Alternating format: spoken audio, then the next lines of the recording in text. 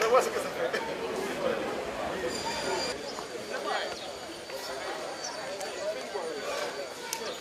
Je dirais qu'il y a un léger blocage ou un frein qui entrave au développement de la langue française, surtout chez nous les jeunes, parce qu'on se rend compte qu'à travers les SMS que l'on envoie, que l'on s'envoie entre amis ou à travers les mails, il y a beaucoup d'abréviations, ce qui ne contribue pas à enrichir le vocabulaire ou l'orthographe de beaucoup de mots et expressions.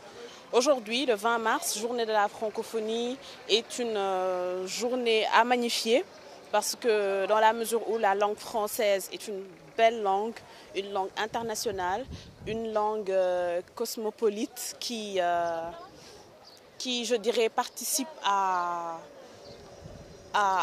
faciliter les échanges dans le monde entre personnes de cultures différentes.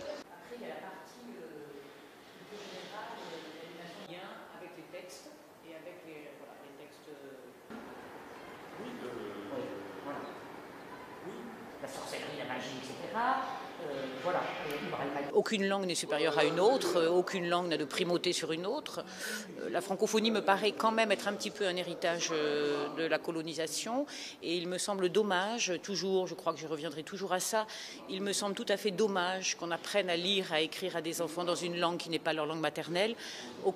Tous les linguistes disent que c'est en dépit du bon sens, donc que le français soit une langue seconde, par exemple dans des pays, dans certains pays bien évidemment, mais que l'enseignement se fasse en français dans l'école élémentaire, au Sénégal ou dans d'autres pays, ça n'a vraiment pas de sens et ça nuit beaucoup au développement linguistique des enfants. Dans un monde où on parle plusieurs langues, il se trouve que moi je parle le français plus que d'autres langues.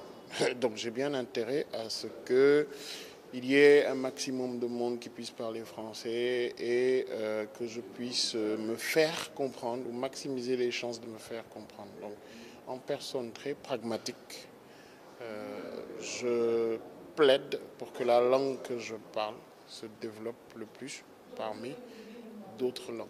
Je pense que c'est une excellente initiative, l'OIF, qui va permettre de vulgariser la langue française, mais aussi les pays francophones, qu'ils puissent travailler ensemble sur les volets économiques, sociaux, sur tous les volets.